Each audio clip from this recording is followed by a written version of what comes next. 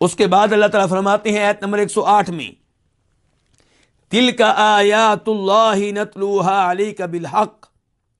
وما اللہ یرید ظلما للعالمین، یہ اللہ کی آیتیں ہیں، نتلوها جنہیں ہم پڑھتے ہیں، علیک آپ پہ، آپ کے سامنے، بالحق کی حق کے ساتھ، وما اللہ یرید اور اللہ نہیں چاہتا، ظلمن کسی قسم کا ظلم، للعالمین جہان والوں پہ، اللہ تعالیٰ جہان والوں پہ کسی قسم کا ظلم نہیں کرنا چاہتا۔ تل کا یہ اس میں اشارہ ہے،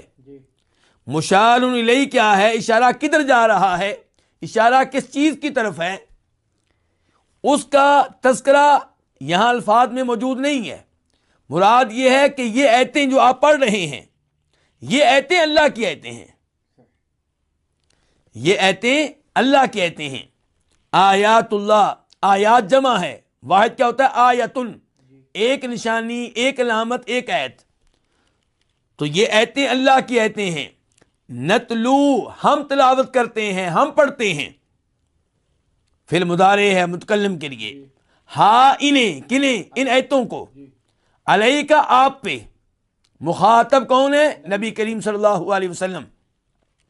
علیہ کا اصل میں دو الفاظ ہیں، علی اور کا، بالحق کی حق کے ساتھ، وما اللہ اور نہیں ہے اللہ، ما کا معنی کیا ہے، نہیں، یریدو وہ چاہتا ہے، فعل مضارع، اب جب یریدو کا تعلق آپ ما کے ساتھ جوڑ دیں گے تو معنی کیا ہو جائے گا، اللہ نہیں چاہتا، ظلمن کسی قسم کا ظلم، للعالمین جہان والوں پہ، للعالمین دو الفاظ ہیں، لی اور العالمین، لی اس کا معنی کیا، کے لیے، کے واسطے، اللہ تعالیٰ جہان والوں کے واسطے ظلم نہیں چاہتا، اور عالمین جمع ہے کس کی، عالمن کی، ایک جہان، عالمین سب جہان، تو یہاں پہ عالمین سے مراد اللہ کے علاوہ سب مخلوقات ہیں، کہ اللہ تعالیٰ کسی بھی مخلوق پہ، کسی بھی جہان پہ کسی قسم کا ظلم نہیں کرنا چاہتا۔ اس آیت میں اللہ تعالیٰ نے یہ بتایا ہے کہ یہ اللہ کی آیتیں ہیں جو ہم آپ پہ تلاوت کرتے ہیں، آپ کے سامنے پڑھتے ہیں، ہم پڑھتے ہیں، اس سے مراد کیا اللہ تعالیٰ کی اپنی ذات ہے یا اس سے مراد جبریل علیہ السلام ہے؟ دونوں اقوال موجود ہیں۔ راجح قول کیا ہے، واللہ تعالی عالم، راجح قول یہ ہے کہ یہاں پہ مراد جبریل علیہ السلام ہے۔ اللہ تعالیٰ کہہ رہے ہیں یہ آیتیں ہم پڑھتے ہیں کیونکہ جبریل علیہ السلام یہ کلام اللہ کے حکم سے نبی علیہ السلام کے سامنے تلاوت کیا کرتے تھے، پڑھا کرتے تھے، اور یہ وہی انداز ہے جو انداز سورہ قیامہ میں ہے۔ اللہ تعالیٰ کہتے ہیں لا تحرک بہ لسانک لتعجل بہ ان علینا جمعہ وقرآنہ فاذا قرأناہ فاتبع قرآنہ۔